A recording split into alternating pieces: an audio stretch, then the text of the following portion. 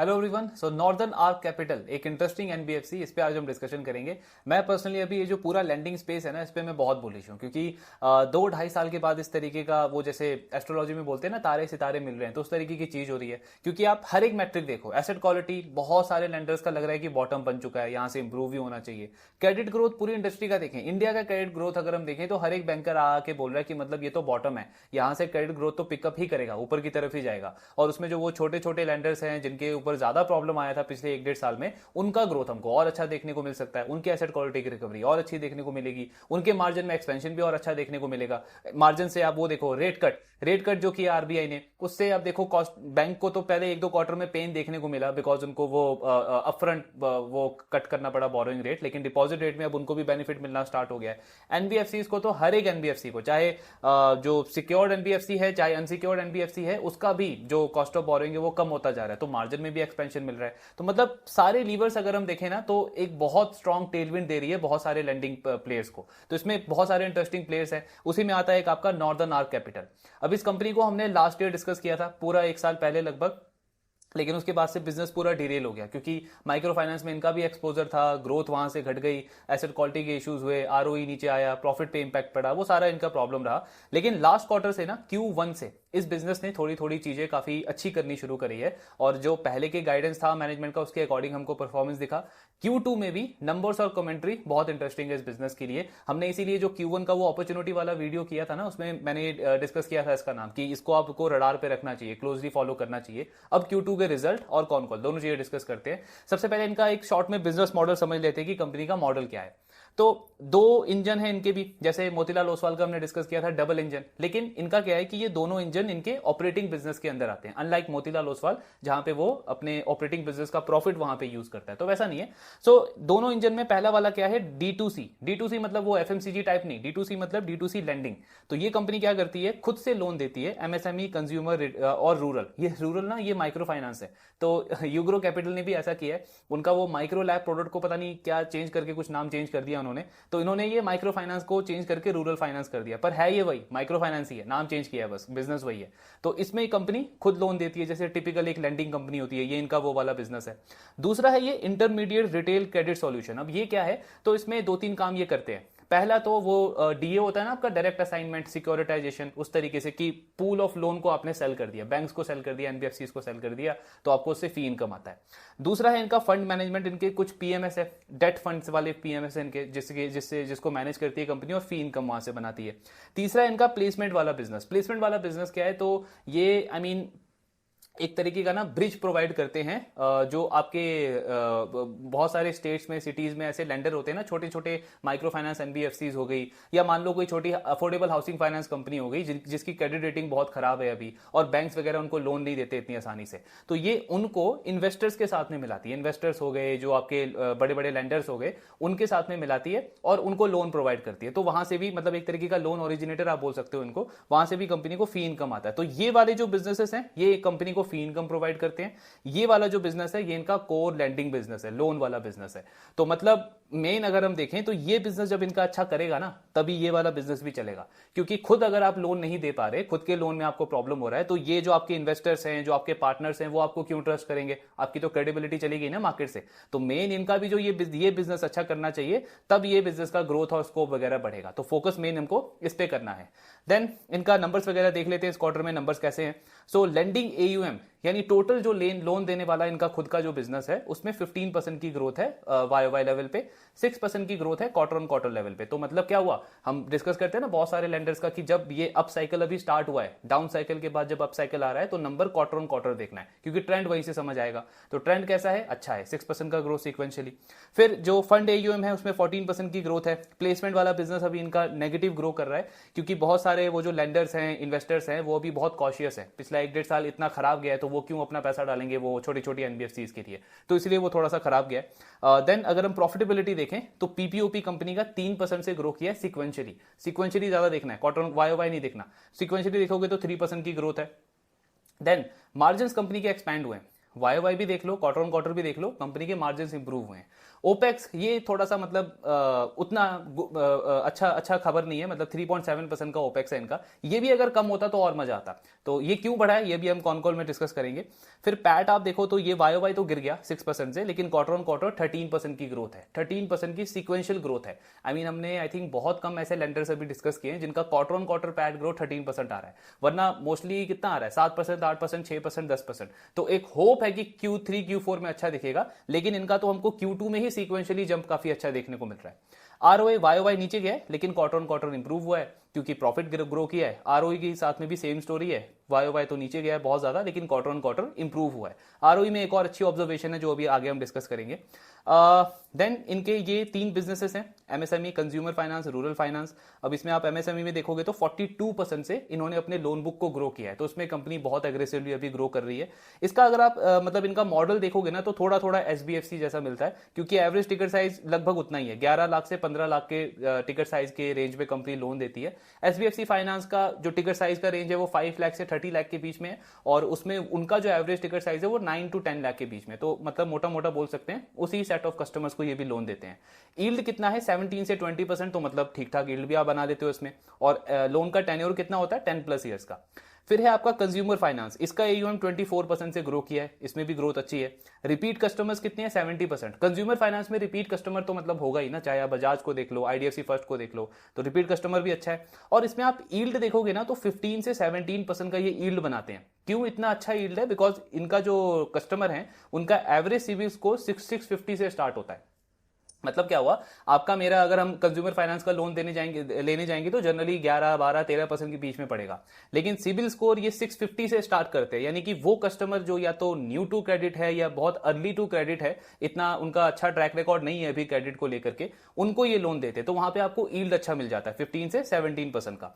और फिर है आपका रूरल फाइनेंस, वही माइक्रो फाइनेंस, तो इसका बुक अगर आप देखोगे पीक पे था 1500 करोड़, अभी हो गया है 900 करोड़। इस बुक को कॉन्स्टेंटली कंपनी ने रिड्यूस किया है, और इसमें अच्छी चीज क्या है कि ये जो पार बकेट है, पार 0+ एक्रीशन, इसमें कॉन्स्टेंटली इंप्रूवमेंट देखने को मिला है। फरवरी में इसका पीक बन गया था 2.8%, फिर आप देखो 1.5%, 0.5%, 0.5%। इनफैक्ट ये जो 0.5% है ना, ये प्री स्ट्रेस एरा का इनका पार बकेट आ चुका है। अब प्री स्ट्रेस एरा मतलब अप्रैल 2024 में ये जो माइक्रो फाइनेंस का जो प्रॉब्लम था ना, ये स्टार्ट नहीं हुआ था, ये Q1 ऑफ FY25 से स्टार्ट हुआ था। तो अभी इनका जो एसेट क्वालिटी है उसकी उसकी उसकी इंप्रूवमेंट बिल्कुल उतनी हो चुकी है जितना वो ये जो सारा प्रॉब्लम है वो स्टार्ट होने से पहले थी, तो मतलब यहां पे भी चीजें अच्छी चल रही हैं।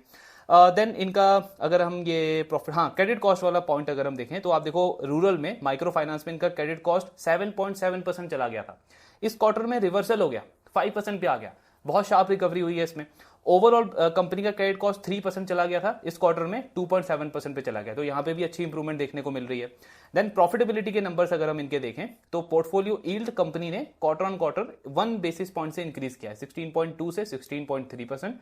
कॉस्ट ऑफ फंड कम हुआ है 8.9 से 8.5%, जिस रेट से मैं पैसा उठाता हूं वो कम हो गया, जिस रेट पे मैं पैसा देता हूं वो मैंने बढ़ा दिया, तो क्या होगा, मेरा मार्जिन बढ़ जाएगा, स्प्रेड बढ़ जाएगा 8.9% से 9.3%।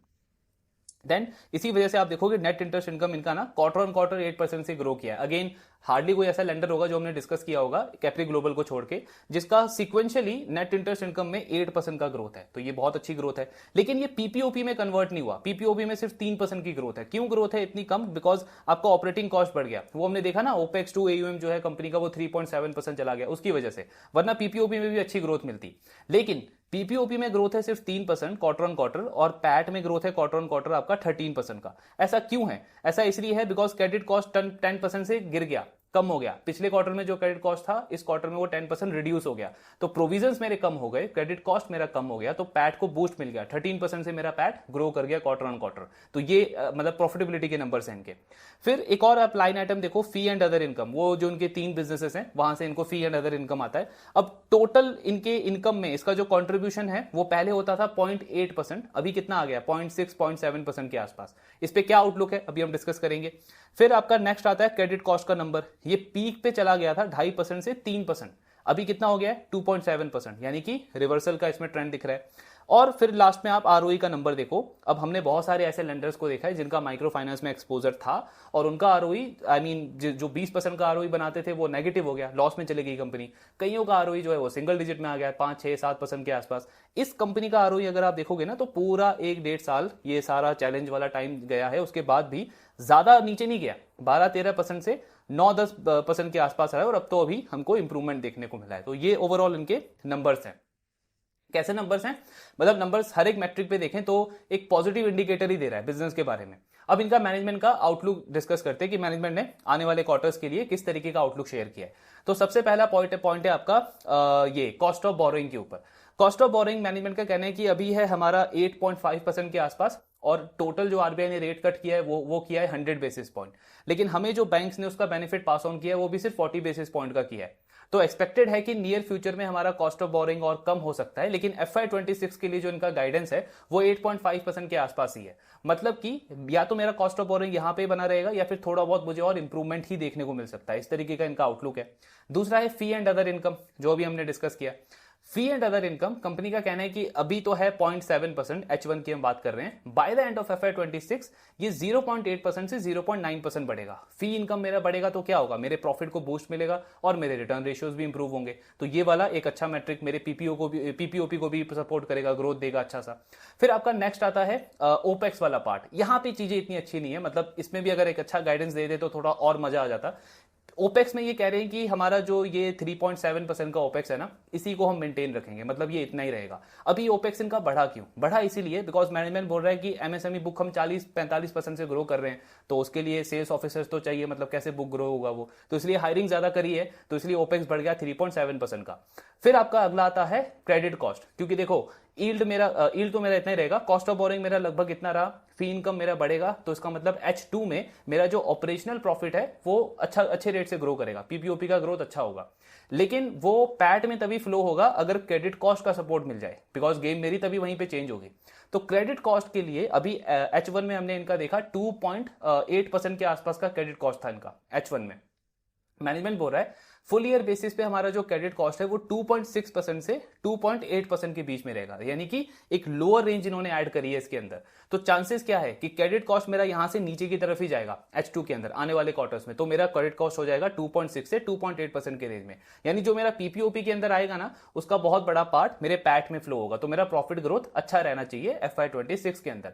और फिर आपका लास्ट आता है आरओए वाला पार्ट। तो आरओए इन्होंने FY26 के लिए आई थिंक 2.7 से 2.8% का गाइडेंस दिया है, मतलब जो करंट लेवल है उससे थोड़ा हमको और इंप्रूवमेंट देखने को मिलेगा H2 के अंदर।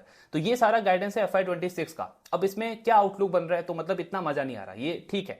आपका लोन बुक ग्रोथ का भी इन्होंने गाइडेंस दिया है, लोन बुक ग्रोथ ये बोल रहे हैं 20 से 22%। फर्स्ट हाफ में आपने किया है 15%, मतलब आप सेकंड हाफ में ग्रोथ बढ़ाओगे 25-30% पे ग्रो करोगे तो फुल ईयर में 20 से 22% की ग्रोथ आएगी। तो प्रॉफिटेबिलिटी बढ़ेगी, ऑपरेटिंग प्रॉफिट भी बढ़ेगा, आरओए भी आपका इंप्रूव होगा। बट ठीक है, मतलब चीजें इतनी इंटरेस्टिंग नहीं बनी। चीजें इंटरेस्टिंग बन जाती है जो इन्होंने अगले साल का आउटलुक शेयर किया है या एक मीडियम टर्म का जो इन्होंने एक रेंज दिया है। सो मैनेजमेंट क्या बोल रहा है कि देखो अभी 40 बेसिस पॉइंट का रेट कट का एडवांटेज मिला है हमको, तो 60 बेसिस पॉइंट और आएगा, तो वो ग्रेजुअली फ्लो होगा, ऐसा नहीं एक क्वार्टर में पूरा 60 बेसिस पॉइंट आ गया। तो चांसेस हैं कि माइट भी FY27 में हमको इनका जो कॉस्ट ऑफ बोरिंग है वो थोड़ा सा और इंप्रूव होता हुआ दिखे, और अगर आरबीआई ने रेट कट कर दिए तो फिर तो वो कॉस्ट ऑफ बोरिंग इंप्रूव होगा ही। यील्ड मोर और लेस कंपनी का आसपास रहना चाहिए, इसी करंट लेवल के आसपास, या फिर यहां से थोड़ा इंप्रूव ही होना चाहिए, क्योंकि माइक्रो फाइनेंस की भी रिकवरी हो रही है ना, तो उसको बुक को भी आप ग्रो करोगे तो वो आपके यील्ड को और सपोर्ट करेगा। तो उसका मतलब क्या हुआ कि मेरा जो टॉप लाइन है ना, नेट इंटरेस्ट इनकम, उसमें अच्छी ग्रोथ की एक्सपेक्टेशन है FY27 के अंदर। Fee and other income management बोल रहा है कि FY26 में रहेगा 0.8 से 0.9%, FY27 में ये चला जाएगा 0.9 से 100 बेसिस पॉइंट, यानी कि 1% के आसपास हो जाएगा हमारा फी एंड अदर इनकम। तो फी एंड अदर इनकम बनेगा तो मेरा पीपीओपी और अच्छे रेट से ग्रो करेगा। ओपेक्स टू एयूएम पे इन्होंने कोई गाइडेंस नहीं दिया, वो 3.7% ही बोल रहे हैं, मतलब शायद हायरिंग वगैरह कंपनी कंटिन्यू रखेगी आने वाले क्वार्टर्स के अंदर भी, तो उससे एडवांटेज नहीं मिलेगा। बट बाकी एक दो लीवर्स हैं जहां पे हमको पीपीओपी में ग्रोथ दिखेगा। फिर आपका आता है credit cost. Credit cost management बोल रहा है कि इस साल तो रहेगा 2.6 से 2.8%, लेकिन हम अब एंटर कर रहे हैं एक अच्छे क्रेडिट साइकिल के अंदर Q4 ऑफ FY26 से एक अच्छे क्रेडिट साइकिल के अंदर हम एंटर करेंगे, तो क्रेडिट कॉस्ट हमारा नीचे की तरफ जाएगा। अभी है 2.6 से 2.8, ये FY27 में जाएगा अराउंड 2.3, यानी कि क्रेडिट कॉस्ट मेरा और नीचे की तरफ जाएगा, इंप्रूव होगा। तो क्रेडिट कॉस्ट मेरा इंप्रूव होगा, यानी कि पैड ग्रोथ मेरी और अच्छी हो जाएगी, प्रॉफिट की ग्रोथ अच्छी बनेगी। लेकिन यहां पे भी सबसे इंटरेस्टिंग चीज बनती है AUM growth, because AUM growth आपका अभी सिर्फ 20-22% रहने वाला है FY26 में। एंड इनको पूछा गया कि आपका लोन बुक तो सिर्फ 14,000 करोड़ का है, और पूरी NBFC अगर आप देखोगे, पूरी NBFC इंडस्ट्री वो एक्सपेक्टेड है आने वाले टाइम में 15, 14, 16% से ग्रो करेगा। तो मतलब आपको कुछ तो एडवांटेज मिलना चाहिए लो बेस का। तो मैनेजमेंट ने बोला कि बात तो ठीक है, पास्ट में हमने वैसे 30% से ग्रो किया है, एंड क्योंकि ये वाला साइकिल चला जाएगा FY26 में, तो एक मीडियम टर्म का इन्होंने एक गाइडेंस दिया है। मतलब एग्जैक्टली नहीं बोला कि FY27 या FY28, लेकिन एक मीडियम टर्म का इन्होंने रेंज शेयर किया है कि 25 से 28% के रेट पे हम अपने AUM को ग्रो कर सकते हैं, बिकॉज लो बेस है ना। और आप अपॉर्चुनिटी देखो ना, MSME में ये डील करते हैं। MSME आई मीन 50% जो हमारी इंडिया की MSME है, उनके पास में फॉर्मल क्रेडिट की अवेलेबिलिटी नहीं है। मतलब वो जो लोकल फाइनेंशियर होते हैं, जो 30%, 35% पे लोन देते हैं, उनसे वो लोन लेते हैं, तो अपॉर्चुनिटी इनके पास में है। प्लस जैसे हमने कल SBFC को डिस्कस किया था, SBFC ने क्या बोला कि ये जो 5 लाख से 30 लाख का टिकट साइज है, ये इंडस्ट्री 20% से कंपाउंड होगी आने वाले 4 सालों के अंदर, डबल हो जाएगी। 4 साल में पूरी इंडस्ट्री डबल हो जाएगी। तो नॉर्दर्न आर्क कैपिटल भी तो उसी सेगमेंट में आता है ना, तो उनके पास में ग्रोथ अपॉर्चुनिटी है। दूसरा आप देखो कंज्यूमर फाइनेंस, हमारे तो GDP मतलब कंज्यूमर आई थिंक 60-65% तो कंजम्पशन है, तो कंज्यूमर फाइनेंस भी एक अच्छी ग्रोथ अपॉर्चुनिटी देता है। और तीसरा माइक्रो फाइनेंस का तो बॉटम बन चुका है ना, एसेट क्वालिटी इंप्रूव हो गई, हर एक लेंडर बोल रहा है ग्रोथ पिकअप करेगा। वही इनकी मैनेजमेंट भी बोल रही है कि रूरल फाइनेंस या माइक्रो फाइनेंस अगर हम देखें तो रूरल इंडिया के पास में 90% जो इंडिया है, अगेन उनके पास में भी फॉर्मल क्रेडिट की अवेलेबिलिटी नहीं है। बैंक्स NBFC उनको लोन देते नहीं है, और बाकी लोकल फाइनेंशियल से उनको लोन लेना पड़ता है। तो तीनों सेगमेंट जहां पे हम ऑपरेट करते हैं, वहां पे अंडर पेनिट्रेशन बहुत है, स्कोप बहुत है, और हमारा लो बेस है, तो हमको तो और एडवांटेज मिलेगा। तो इसलिए कंपनी बोल रही है, मैनेजमेंट बोल रही है कि मीडियम टर्म में 25 से 28% से हम ग्रो कर सकते हैं मीडियम टर्म के पर्सपेक्टिव से। तो मतलब क्या हुआ कि FY27 में मैं 25% के आसपास का तो लोन ग्रोथ एक्सपेक्ट कर सकता हूं, क्योंकि लो बेस होगा FY26 का। तो 25% का ग्रोथ आ जाएगा आपका AUM के अंदर। देन उसके बाद में हमने PPOP के ड्राइवर डिस्कस कर ही लिए, और क्रेडिट कॉस्ट क्योंकि आपका इंप्रूव होगा तो प्रॉफिट को बूस्ट मिलेगा। इसीलिए मैनेजमेंट बोल रहा है कि ROA हमारा जो है ना, वो नेक्स्ट 2 से 3 इयर्स के अंदर 100 बेसिस पॉइंट इंप्रूव होगा करंट लेवल से। 2.7% से अगर 100 बेसिस पॉइंट आप देखो तो कितना हो गया, 3.7%। और ROE, बिकॉज सिर्फ ROE से मजा नहीं आता ना, गेम चेंज होता है जब ROE भी बढ़ेगा। तो ROE कंपनी कह रही है अभी है हमारा 10%, एंड नेक्स्ट 2 to 3 इयर्स के अंदर हम इसको लेट टीन्स तक लेके जाने का एक्सपेक्ट कर रहे हैं।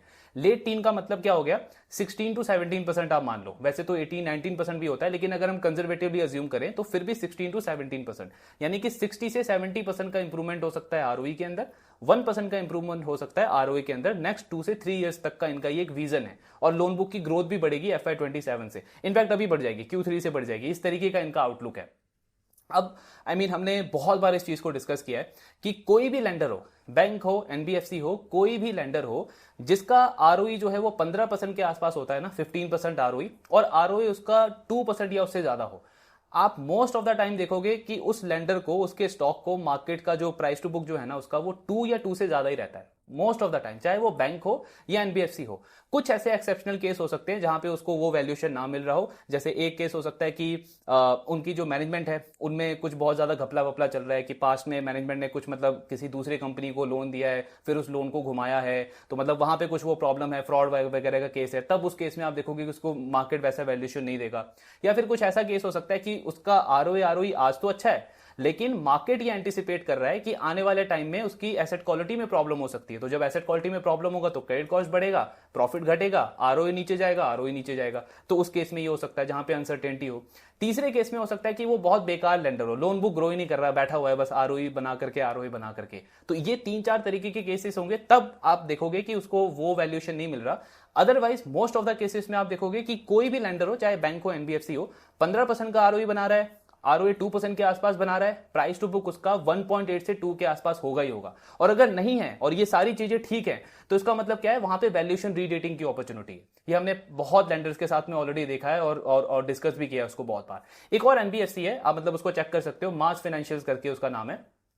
तो ये जो मास फाइनेंशियल है ना, आई मीन रिटर्न वगैरह ज्यादा इनके स्टॉक ने बनाया नहीं है पिछले कुछ सालों में, लेकिन आप उनका डेटा चेक करो, उनका आरओई जो है ना वो 14 से 15% के बीच में रहता है। आरओई 2% से ज्यादा होता है, आई थिंक 2.5 या 2.78% के बीच में आरओई रहता है उनका। लेकिन वो जो एनबीएफसी है वो ग्रोथ ज्यादा एग्रेसिवली नहीं करती, उनकी मैनेजमेंट बहुत कंजर्वेटिव, और वो बोलते हैं 20 से 25% की ग्रोथ हमारे लिए बहुत है, दाल रोटी चल रही है, इसी पेस से हम ग्रो करेंगे। तो वो 20-25% की पे ही ग्रो करते हैं। और आप उनका अगर आप हिस्टोरिक प्राइस टू बुक देखोगे, वैल्यूएशन देखोगे ना, तो उनका प्राइस टू बुक हमेशा 2 से लेकर, आई मीन 2.5 से लेकर के 3 के बीच में रहता है। अभी कभी कभी गिरेगा स्टॉक ज्यादा तो 2 के आसपास हो जाएगा, वरना मोस्ट ऑफ द टाइम 2.5 के आसपास को उनको उनका वैल्यूएशन मिलता है, उनको प्राइस टू बुक की अगर हम बात करें।